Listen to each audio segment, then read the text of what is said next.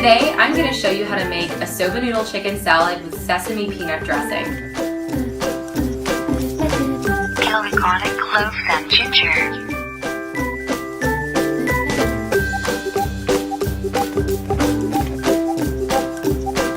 Add in toasted sesame oil and honey. Next. Season chicken thigh on one side with salt and pepper.